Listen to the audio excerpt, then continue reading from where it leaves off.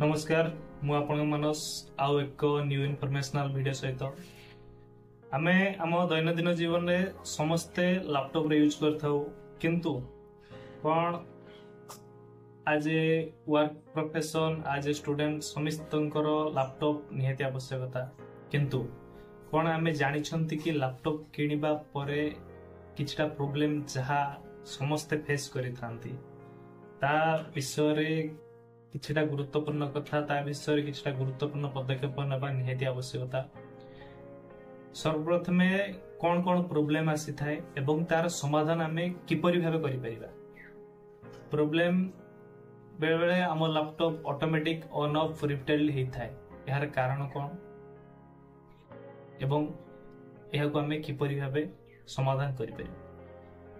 Laptop automatic on off होवार कारण हेउची overheating, software conflict, BIOS issues, computer hardware failure ए सबु इश्यूज पई हमर लैपटॉप टी बारंबार ऑन ऑफ होई थाए। सर्वप्रथम जानिबा ओवरहीटिंग हे थाए काहे एहा पछर कारण।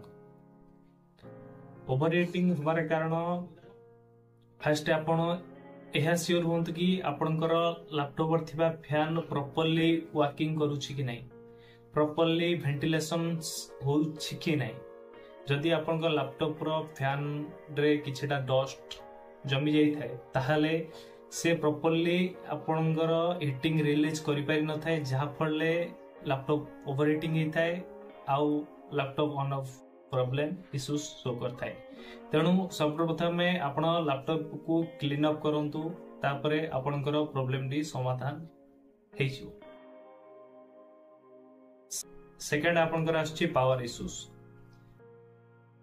पावर इश्यूज आपनको सर्वप्रथम चेक करंतु आपनको पावर अडाप्टर सठिक अछि कि नै ताहा फॉल्ट नाही तो काहेकि ना किछटा समय रे पावर अडाप्टर खराब थिबा जोगु हमर लैपटॉप रो पावर सेक्शन रे किछि इश्यू माई हम लैपटॉप ऑन ऑफ हेते तो सेति पई आपनकर पावर अडाप्टर को ठीक से चेक कर नियंतु।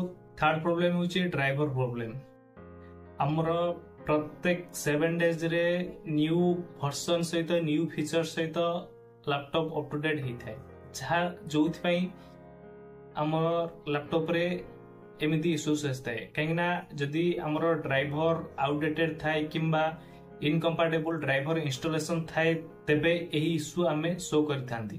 तेणु आपण सियोर होंतु कि आपनकर ड्राइवर अप टू डेट अछि मीन्स आपनकर विंडोज अप टू डेट जदि अछि आपनकर सब ड्राइवर जदि अप टू डेट अछि ताहाले आपण ए इश्यूज शो करिवे नाही बा शो करिवो नाही। ए प्रॉब्लम आपण सॉर्ट आउट करि पारे। जदि आउटडेटेड सॉफ्टवेयर इंस्टॉल अछि ताहाले एको अनइंस्टॉल करिकि रिपीट इंस्टॉल करके अप टू डेट करेबा नियति आवश्यक। Fourth hardware failure. Hardware failure means आपनकर hard disk, RAM and other components check करबा नियति आवश्यक।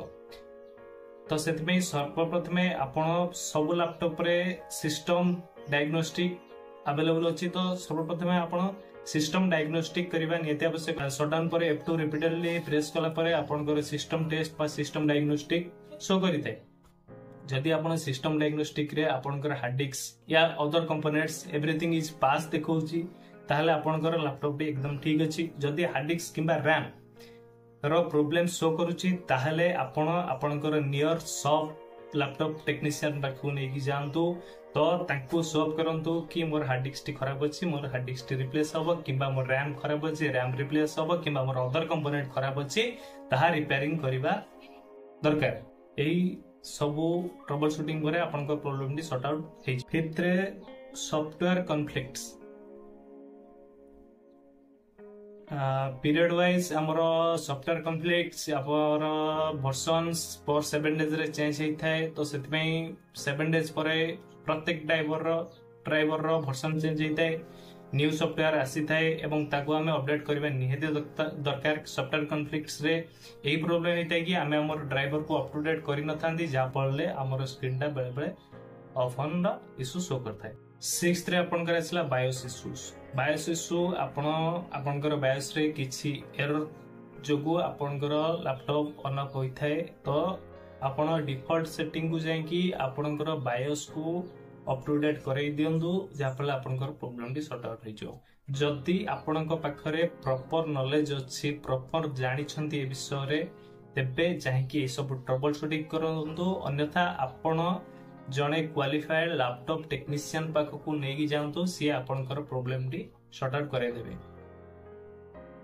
आशा करछि एई वीडियो रे कुहा जाइथिबा किछिटा इन्फॉर्मेशनल आपनको निहाती भाबरे सहाय्य करथिबो। नेक्स्ट वीडियो रे अन्य समस्त प्रॉब्लम आमे कवर अप करिबा। धन्यवाद।